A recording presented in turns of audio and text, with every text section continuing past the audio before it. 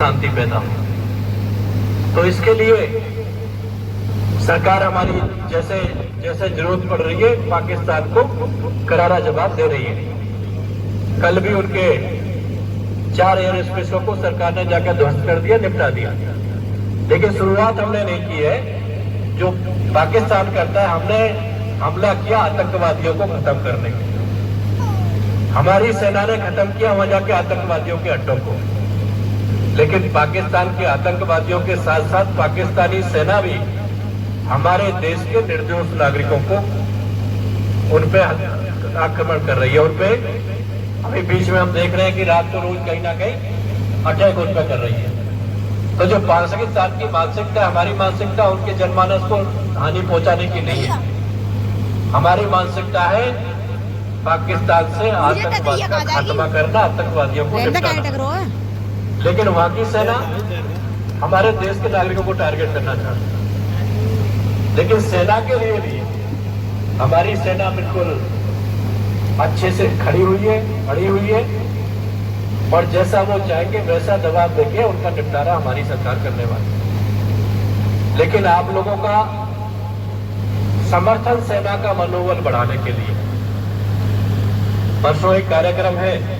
हमारे संगठन महामंत्री जी आ रहे हैं बुलंदशहर, सुबह 10 बजे जो मलका पार्क है वहां पे एक तिरंगा यात्रा, उस सेना के समर्थन में उनको उत्साह बढ़ाने के लिए एक तिरंगा यात्रा का आयोजन है। तो आप सभी उसमें आमंत्रित हैं।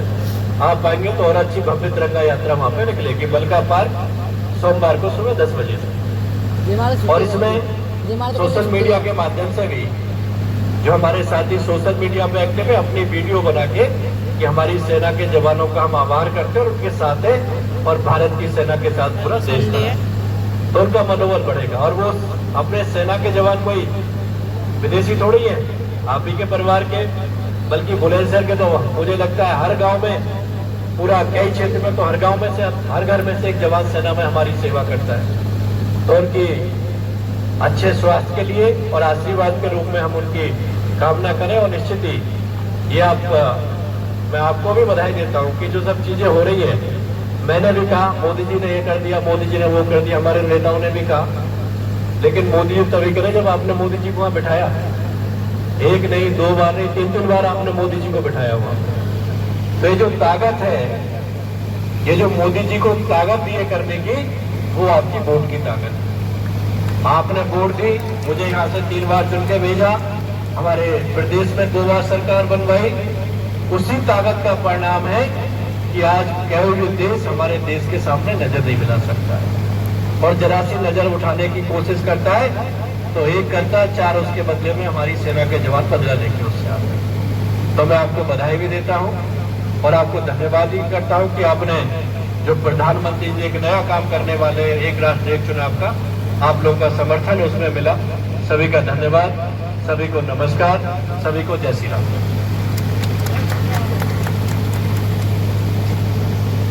बहुत बहुत धन्यवाद। अभी हमारे सांसद जी ने हमको विस्तृत रूप से बताया किस तरीके से कि हमारी सेना ने पाकिस्तान के घर में घुस करके बदला लिया। और हम बड़े ही गौरवान्वित हैं इस तरह से कि भारत ने जो हमारे भारत के लोग चाहते थे, ऐसा हुआ। माता की जय, भारत माता की जय। इस कार्यक्रम के मुख्य अतिथि आदरणीय सांसद 3 बार के हमारे जिले का जो सम्मान बढ़ाया है, लोकसभा में बैठकर बार बार हमारी आवाजों को बुलंद किया है, मैं उनका आभार प्रकट करता हूँ, सम्मान प्रकट करता हूँ। तू किया फिर वो बुला लियो जाओ। तो इस पवित्र जो विद्या मंदिर है, उसकी जो निर्माण करने वाले डॉक्टर जवाहर रेड्डी खान जी, जो इस क्षेत्र में आने वाले जो भविष्य है उनके लिए अच्छा एक बच्चों के लिए निर्माण यहाँ से रोशनी देने का काम कर रहे हैं। और सम्मानित मंच, मैं अपनी बात सूक्ष्म में रखूंगा कि एक देश एक चुनाव, जो आदरणीय प्रधानमंत्री जी हैं, उन्होंने अपने अग्र सोच के कारण उन्होंने सोचा कि मैं भाजपा से हूं लेकिन प्रधानमंत्री हूं, लेकिन पूरे देश का प्रधानमंत्री हूं। जब बार बार चुनाव होते हैं, अभी मध्य प्रदेश में चुनाव हुए, कभी महाराष्ट्र में चुनाव हुए, कभी बिहार में चुनाव हुए, कभी उत्तर प्रदेश में चुनाव हुए, 28 राज्यों में बार बार चुनाव होते हैं। प्रधानमंत्री जी जो देश की और विदेशों में भी दौरा रहते हैं उनके, उन्होंने सोचा कि मैं इस देश को आगे ले जाना चाहता हूं। मैं 1947 में उन्होंने अपना विजन देखा है कि मैं इस देश को एक खूबसूरत देश बनाऊंगा, एक विकसित राष्ट्र बनाऊंगा। तो बार बार ये चुनाव, इसलिए वो अपना पूरा फोकस नहीं दे पाते हैं। एक संगठन के नाते उन्हें बार बार, क्योंकि और जो पार्टी है वो देश का निर्माण करने में नहीं है, वो जाति धर्म की बातें करते हैं। जब जब चुनाव आते हैं तो जाति की बात होती है, नकारात्मक बात होती है, धर्म की बात होती है, देश को तोड़ने की बात होती है। जब एक चुनाव होगा तो समय की लागत बचेगी, सरकार की समय और पैसा बचेगा। बार बार आचार संहिता लगती है, हमारे सरकारी काम रुकते हैं। इसलिए हमारे आदरणीय प्रधानमंत्री जी जो भविष्य के बारे में, जो देश के बारे में सोचते हैं, उन्होंने सोचा कि एक राष्ट्र और एक चुनाव, जिससे वो पूरा जो फोकस है, क्योंकि प्रधानमंत्री 22 घंटे अपने देश के निर्माण के लिए सोचते हैं। जब वो पूरी तरह से फिर वो अपने देश के लिए सोचेंगे। इसलिए हम सभी जागरूक रहें। आज जो सत्ताधारी पार्टी के मुखिया हैं, आदरणीय प्रधानमंत्री मोदी जी, वो हमारे देश का ऐसा निर्माण कर रहे हैं जो दुनिया हमारी तरफ देख रही है। इसलिए हमें उनके हाथ मजबूत करने हैं। मैं अपनी वाणी को प्रारंभ लूंगा। भारत माता की, भारत माता की।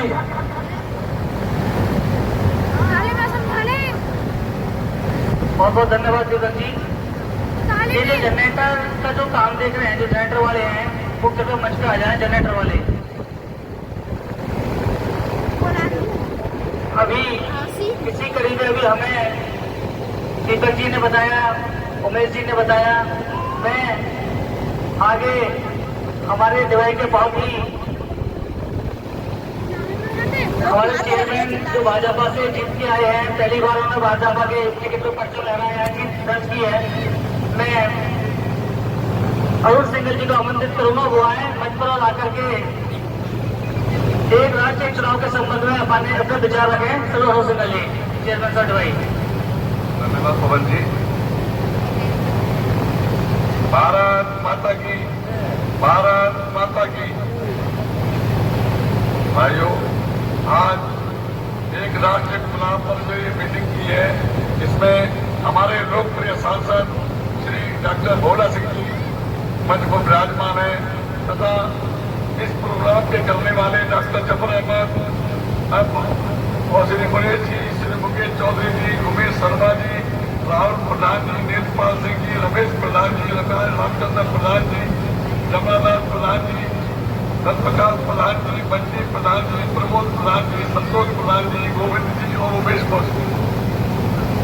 मैं इस मंच के माध्यम से आप सबका हार्दिक अभिनंदन करता हूँ और सामने जो देवतुल्य जनता भारतीय जनता पार्टी की बैठी है, इनके चरणों में अपना मस्तक झुकाता हूँ।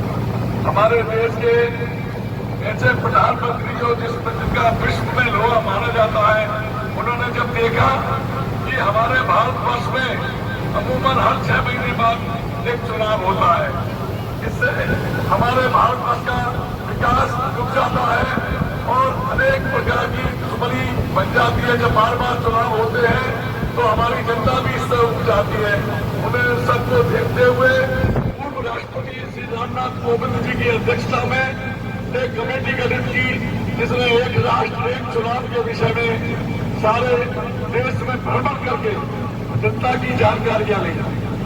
भाइयों, मैं आपको बता देना चाहता हूं कि सन 1967 तक हमारे भारतवर्ष में हमारे बुजुर्ग भी बैठे, उन्होंने देखा होगा एक राष्ट्र के अंदर एक ही चुनाव होता था, जिसमें बार बार चुनाव ना हो। इसलिए उसमें सारे MP, MLA नगर निगम और इन सबके चुनाव एक साथ ही होते थे। मैं भाइयों दिल्ली में रहता था जब मेरी आयु लगभग 12 वर्ष थी। मैंने खुद जाके वहां देखा कि लगभग 4 बक्से वहां लगते थे और एक बारी में चुनाव निपट जाता था। इसमें हमारा बहुत कम खर्चा आता था। आज जो चुनाव बार बार होते हैं इसमें लगभग 45 लाख करोड़ रुपए का खर्चा आता है, जो भारत के हम लोगों का ही खर्चा आता है। अगर एक राष्ट्र एक चुनाव जो हमारे माननीय मोदी जी ने सोचा है, अगर ये होता है तो लगभग 4 लाख करोड़ रुपया भारत में बचेगा, जो हमारे देश के काम आएगा। इससे हमारे जो GDP है वो लगभग 1% बढ़ेगा। इससे देश के लोगों को रोजगार भी मिलेगा और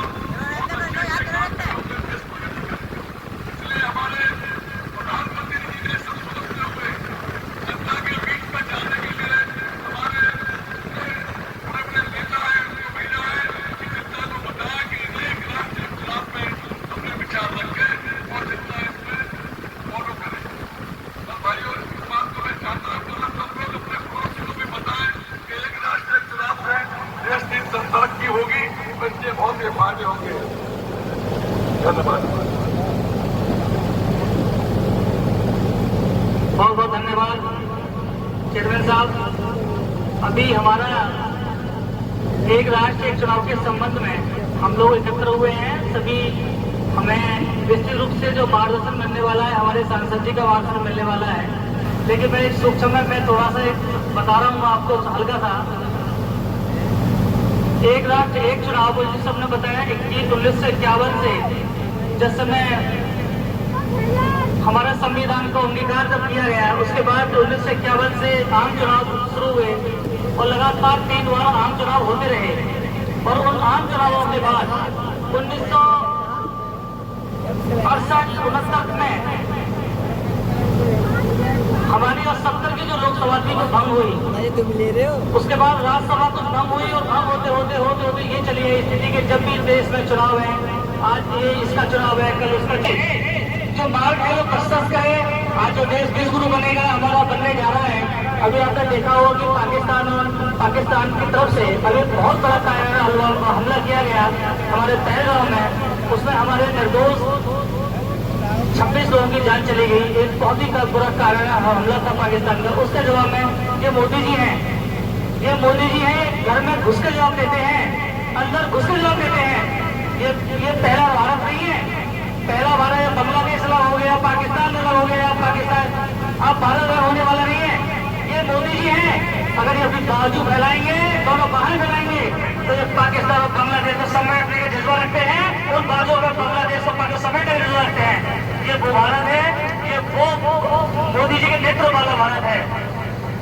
हमारे 47 दलों में से 32 दलों ने इस एक राष्ट्र एक चुनाव का समर्थन किया है। और बाकी सारी बातें कि हमें बहुत बड़ा विशेष मार्गदर्शन हमारे माननीय सांसद जी का मिलने वाला है। मैं देर न करते हुए मैं अपने लोकप्रिय सांसद जो तीसरी बार आप लोगों के आशीर्वाद से लोकसभा में प्रतिनिधित्व कर रहे हैं, हमारे बुलंदशहर का एक गौरव, एक बुलंदशहर के लिए एक बहुत विकास के लिए 24 घंटे अपने लोकसभा में अपनी बात रखने के लिए हमेशा तत्पर रहते हैं। युवाओं की धड़कन है। हम सब बहुत ही सौम्य स्वभाव के हैं। मैं अपने लोकप्रिय सांसद डॉक्टर भोला सिंह को आमंत्रित करता हूँ, वो आए आकर के हम सब लोगों का एक राष्ट्रीय चुनाव के संबंध में हमें मार्गदर्शन करें कि डॉक्टर भोला सिंह बहुत जोरदार ताली वाला स्वागत करें।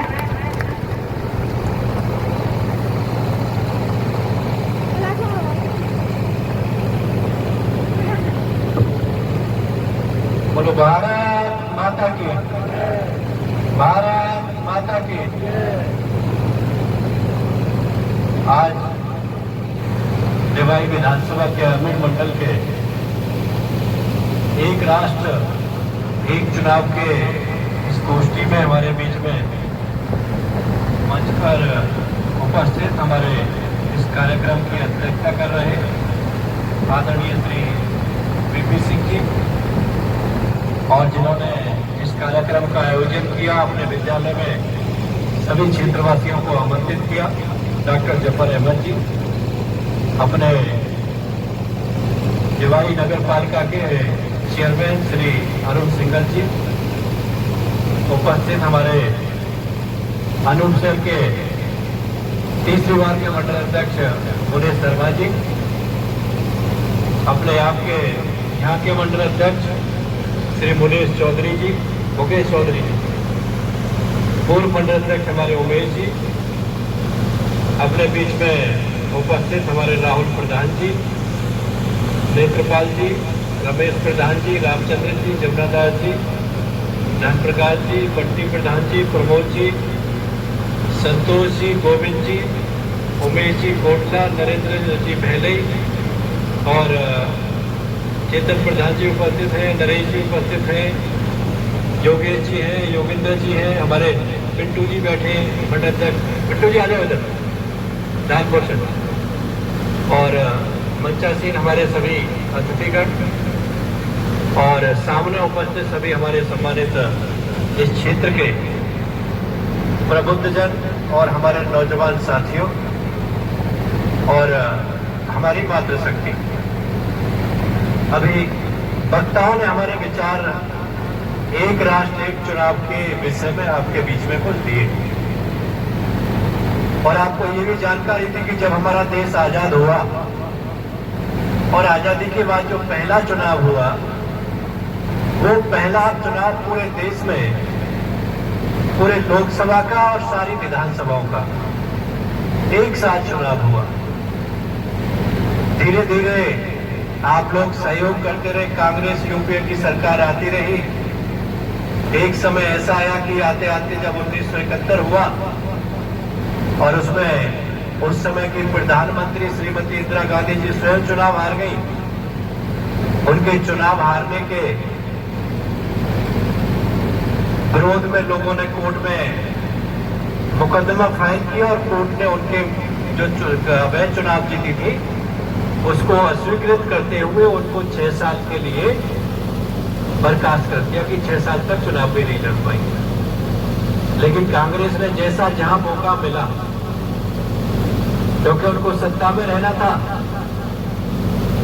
इमरजेंसी में उसी समय की, उसी कालखंड की देन थी कि सभी राज्यों की सरकार बरसात की जो उनके साथ में नहीं थे, जो समर्थन में उनको रहने दिया और फिर धीरे धीरे ऐसा होता गया कि लोकसभा का चुनाव कभी और बाकी विधानसभाओं के चुनाव कभी। तो जैसा हमारे वक्ताओं ने आपके बीच में विषय रखा कि देश हमारा सारे राजनीतिक दल, जो क्षेत्रीय दल है उनकी तो कोई बात नहीं, 2 बार चुनाव लड़ना है, 1 बार विधानसभा 1 बार लोकसभा, लेकिन जितने भी राष्ट्रीय राजनीतिक पार्टी हैं वो सभी पार्टियां 5 साल में 12 महीने चुनाव में लगी रहती है। क्योंकि अभी 2024 में जैसे लोकसभा का चुनाव हुआ, उस लोकसभा के चुनाव से 4 महीने पहले ही राजस्थान, मध्य प्रदेश, छत्तीसगढ़, इन राज्यों का चुनाव हुआ था। उससे कुछ समय पहले कुछ और राज्यों में चुनाव था और उसके बाद 24 का लोकसभा का चुनाव आया और लोकसभा के चुनाव के बाद आपका महाराष्ट्र और झारखंड का चुनाव आ गया और झारखंड चुनाव, महाराष्ट्र के बाद दिल्ली का चुनाव आ गया। दिल्ली का चुनाव खत्म ही हुआ, अभी बिहार का चुनाव आने वाला है। बिहार का चुनाव खत्म होगा, बंगाल का चुनाव आ जाएगा। बंगाल का खत्म होगा, यूपी का चुनाव आ जाएगा।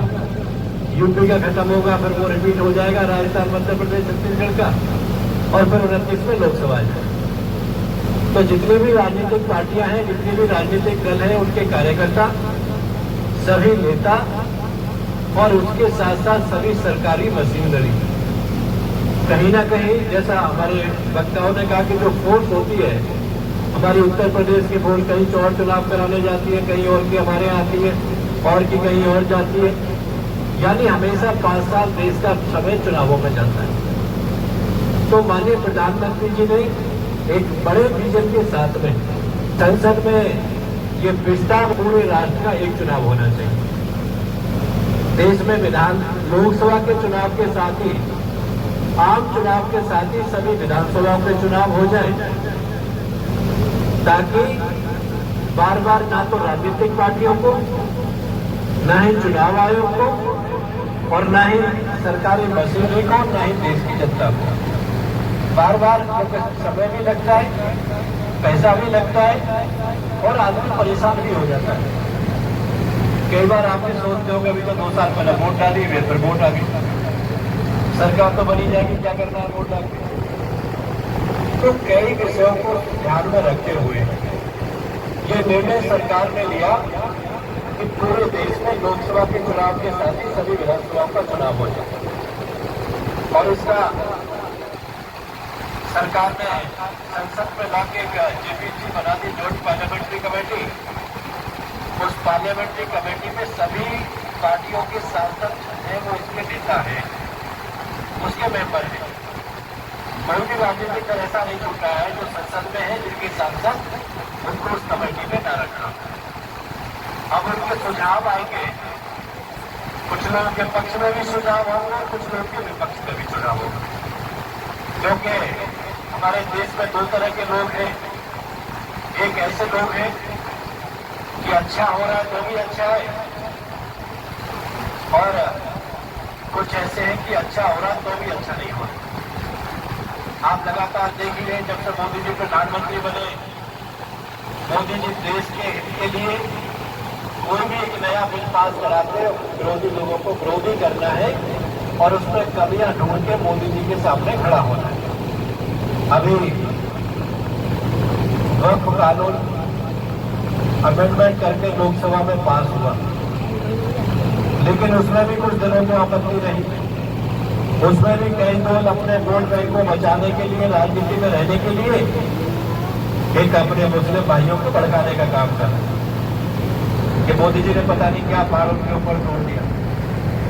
लेकिन ये जो वक्फ कानून पास हुआ, इसके बारे में भी मैं आपको बता दूं कि इस जो वक्फ कानून से जो एक ऐसे लोग थे जिनकी सरकारी संपत्ति पर पूरा कब्जा था, सरकारी मशीनरी पर पूरा कब्जा था, जितनी भी वक्फ की बोर्ड है उसमें किसी ने संस्थान बना रखा है, किसी ने घर बना रखा है, किसी ने कुछ बना रखा है, और वक्फ पर जितना भी पैसा आता था उसका सिर्फ दुरुपयोग होता था समाज के अच्छे कामों के लिए, समाज के हित के लिए, विकास के लिए, जन कल्याण के लिए उस पैसे का उपयोग नहीं होता था।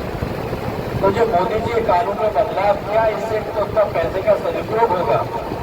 दूसरा, मुस्लिम वर्ग में भी जो गरीब मुस्लिम है, जिनको कभी अधिकार ही नहीं मिले, जिनको कोई योजना ही नहीं मिली, उनको भी इस कानून के पास होने से समानता का अधिकार वक्फ बोर्ड के माध्यम से मिलेगा। और जिन लोगों ने लंबे समय से कब्जा किया हुआ है सरकारी जमीनों पे, उनसे जमीन छीन के या तो सरकारी भवन बनेंगे या गरीबों के काम में आएगा। ये काम इसमें सरकार करने वाली है। अभी एक उदाहरण आपको याद होगा कि कुछ समय पहले एक उत्तर प्रदेश सरकार में पुरानी में बहुत बड़े नेता थे और उनके इशारों पर समाजवादी की सरकार चलती थी, रामपुर वाले। जब गरीब लोगों ने उनकी शिकायत की, सरकार ने शिकंजा कसा तो कई सौ एकड़ जमीन उनसे निकाल के वक्फ बोर्ड की सरकार ने बाहर निकाली, उन पर कार्रवाई की और आज उस वक्फ बोर्ड पर उन्हीं गरीबों के लिए प्रधानमंत्री आवास में हमारी सरकार ने मकान बना के रखा, उनके लिए जमीन दी। तो ऐसे बहुत सारे लोग हैं और ऐसे बहुत सारे लोगों को लाभ मिलेगा इस कानून के पास होने से। ऐसे ही वन नेशन वन इलेक्शन वाला है, इसमें जो प्रधानमंत्री जी की सोच है कि देश के नागरिकों का जो पैसा है वो पैसा भी बचे, क्योंकि कोई भी चुनाव होता है उसमें पैसा तो लगता ही है। पैसा 2 तरह का लगता है, एक सरकारी मशीनरी पर पैसा खर्च होता है, चुनाव आयोग खर्च करता है, और दूसरा राजनीतिक दल पैसा खर्च करते हैं, प्रत्याशियां पैसा खर्च करते हैं, प्रचार में पैसा खर्च होता, रैलियों में पैसा खर्च होता, सरकारी मशीनरी इधर से उधर जाती है।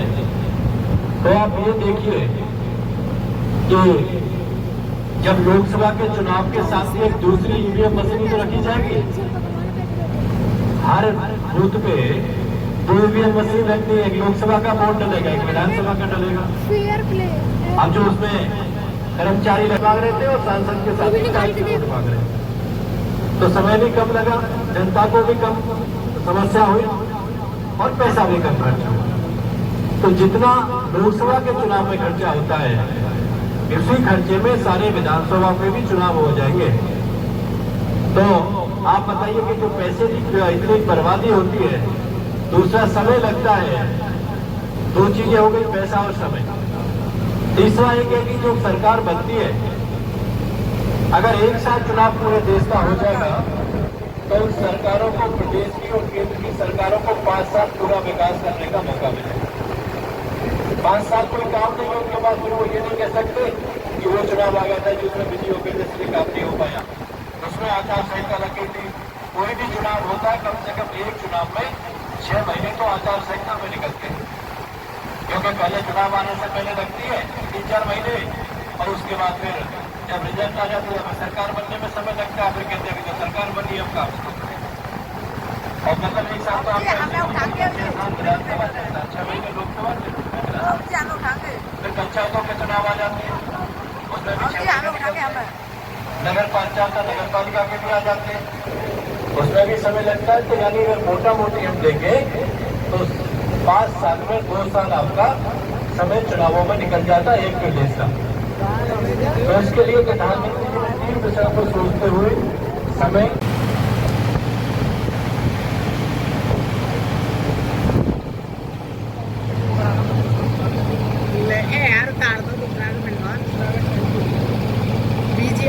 मैं आगे रामपाल बाबा विरोली हमारे बीच मौजूद है। मैं उनसे निवेदन करूंगा कि हमारे दवाई के चेयरमैन से अनु सिंह जी का माला पहना करके स्वागत करेंगे। रामपाल बाबा विरोली अल्ट्रा गैलेक्सी बोल ले। उमेश शर्मा जी जो हमारे बूथ मंडल से, उनसे निवेदन करूंगा कि हमारे बीच दवाई चेयरमैन से अनु सिंह जी का माला पहना कर स्वागत करेंगे।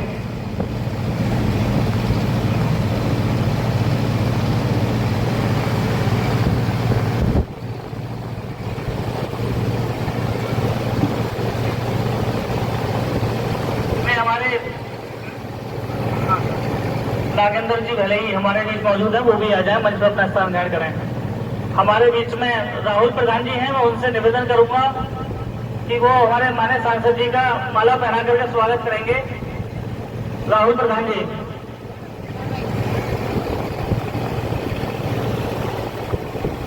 हमारे बीच में डायरेक्टर योगेंद्र फौजी जी हैं, चेतन प्रधान जी हैं, दुर्वेश जी हैं, शिव कुमार जी हैं, बुरहानपुर से टप्पू प्रधान जी हैं, सभी का बहुत बहुत हार्दिक स्वागत है। हमारे बीच में गोविंद जी रंधौरा से हैं, वो भी आ जाए, मंच पर स्थान ग्रहण करें।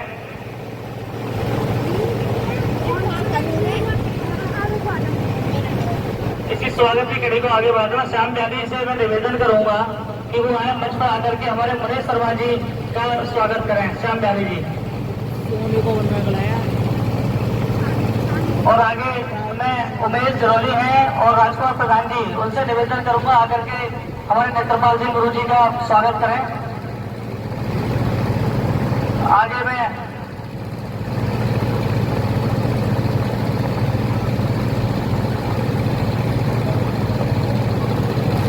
हमारे बीच सुनील चौधरी जी हैं, मैं उनसे निवेदन करूंगा वो आकर के रमेश प्रधान जी का स्वागत करें।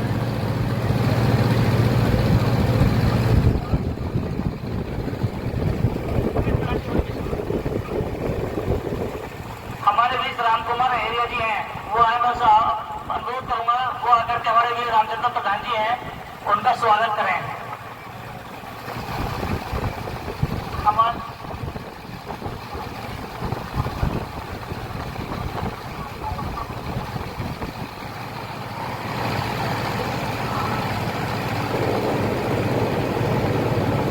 हमारे बीच गुड्डू सिंह अम्बासे हैं, मैं उनसे निवेदन करूंगा वो आकर के हमारे बीच जमनादास प्रधान जी का स्वागत करें। इसी कड़ी में दीपक बक्सरा जी हैं हमारे बीच, मैं उनसे अनुरोध करूंगा कि हमारे बीच धन प्रकाश जी हैं, प्रधान जी का स्वागत करें। उमेश कोटला हैं हमारे बीच, उमेश जी कोटला से हैं, उनसे निवेदन करूंगा आकर के हमारे बीच बंटी प्रधान जी हैं, उनका स्वागत करें।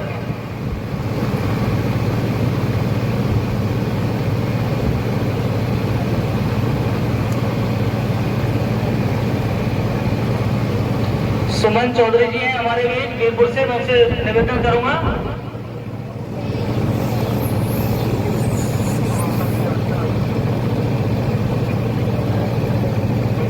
मैं सुमन चौधरी से अनुरोध करूंगा कि वो आकर के हमारे मंडलाध्यक्ष पूर्व मंडलाध्यक्ष श्री उमेश शर्मा जी का स्वागत करें।